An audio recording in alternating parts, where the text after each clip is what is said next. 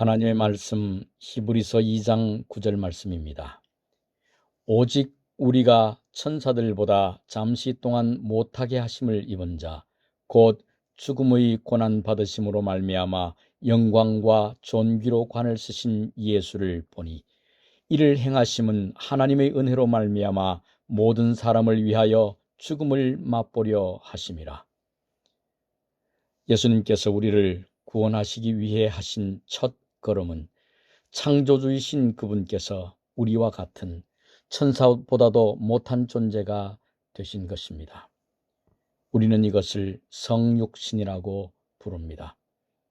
많은 종교들의 구원자 혹은 그들이 섬기는 신은 한 인간이 깨달음이나 고행 혹은 어떤 특별한 계기로 신이 되었습니다. 그러나 우리를 지으신 하나님은 인간이 되어 이 땅에 우리 곁에 오셨고 그분은 머리 둘 곳 없는 삶을 사셨습니다.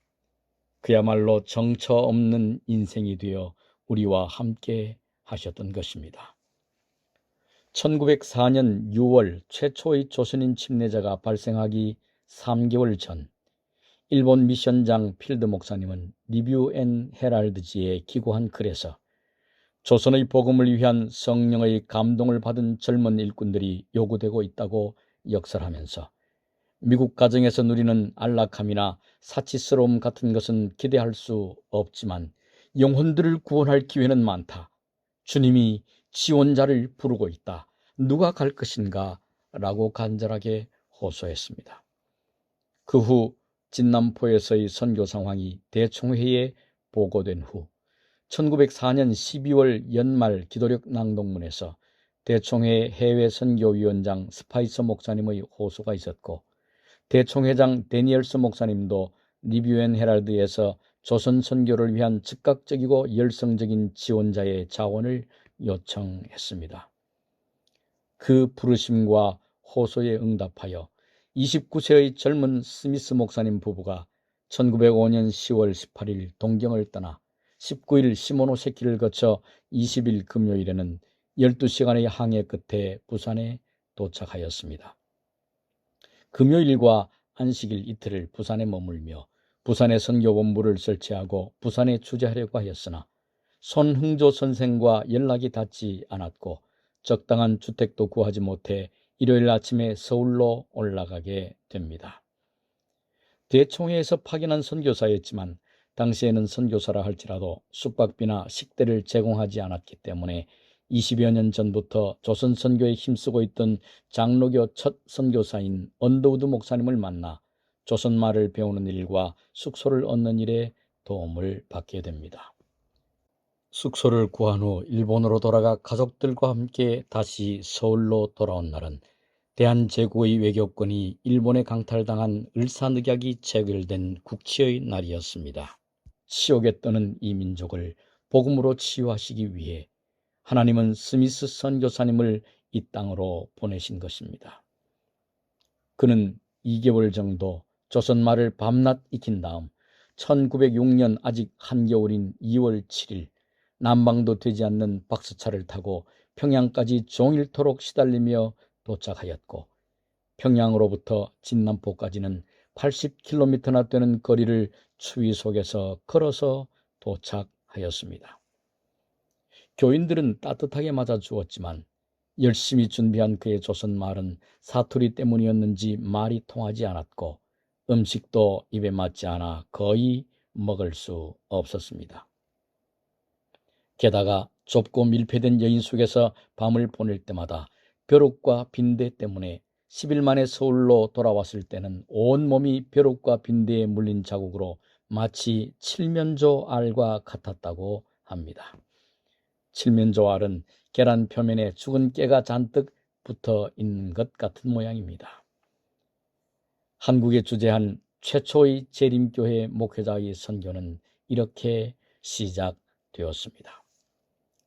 여기에서 1904년 구니아 전도사님이 처음으로 조선을 방문하여 50여일 동안 머물 때 늦게 합류하여 17일 정도 함께 선교했던 일본 미션장 필드 목사님의 일화를 잠깐 소개하겠습니다. 필드 목사님이 진남포에 도착하자 교인들이 숙소를 안내하면서 싸구려 여인숙보다도 못한 숙소라고 걱정하자 필드 목사님은 나도 여러 형제들과 같이 먹고 자겠다고 했습니다. 교인들은 과연 미국 선교사가 이런 열악한 환경을 견딜 수 있을지 걱정했지만 필드 목사님은 여러 조선 형제들과 같이 먹고 베개를 나란히 하고 모기장으로 얼굴을 가린 채 함께 잠을 잤습니다. 성도들은 필드 목사님의 소박하고 온화한 모습과 본토인들과 같이 먹고 토방에서 모포 한 장만 깔고 잠자리에 드는 모습을 보며 깊이 감동을 받고 이분이야말로 성경의 교훈을 직접 실행하는 참 선교사라고 기뻐하였습니다. 또한 조선 최초로 조직된 선돌교회가 이미 있던 감리교회 성도들의 반을 넘는 분들이 재림 기별을 받아들여 조직된 교회였기 때문에 재림교회로 개종한 분들과 그렇지 않은 분들 사이에 교회 소유권 문제로 갈등이 있었을 때 개종한 교인들이 건축비의 90%를 부담했기 때문에 분명히 우선권이 있다고 주장할 수 있음에도 불구하고 그리스도인으로서 다투고 권리 싸움을 하는 것은 하나님의 뜻이 아니라고 하는 필드 목사님의 권면을 듣고 교회 소유권을 선선히 양보하는 모습 속에서 그것을 지켜보던 감리교인 7명이 오히려 그날로 침례를 받고 재림교회로 입교하기도 하였습니다. 성도 여러분, 우리가 이웃들에게 천국 복음을 전하고 전도하고자 할 때 가장 강력한 무기가 무엇일까요? 논리나 웅변보다는 말씀이셨던 주님께서 우리를 구원하시기 위하여 자신을 비워 육신이 되셨던 것처럼 주님의 말씀이 이제 우리 안에서 논리와 지식에만 머물지 않고 우리의 삶이 되는 것이야말로 가장 강력한 선교의 무기가 될 것입니다. 주님의 도우심과 갚아주심을 믿고 더욱 너그러워진 것입니다. 우리는 믿음의 선조들의 지극한 헌신과 순종의 발자국 위에 서 있으며 그 위대한 선교 사명은 우리의 손에 맡겨졌습니다. 오늘도 각자가 있는 그 자리에서 빛이 되고 그리스도의 착한 손이 되시기를 간절히 축원합니다.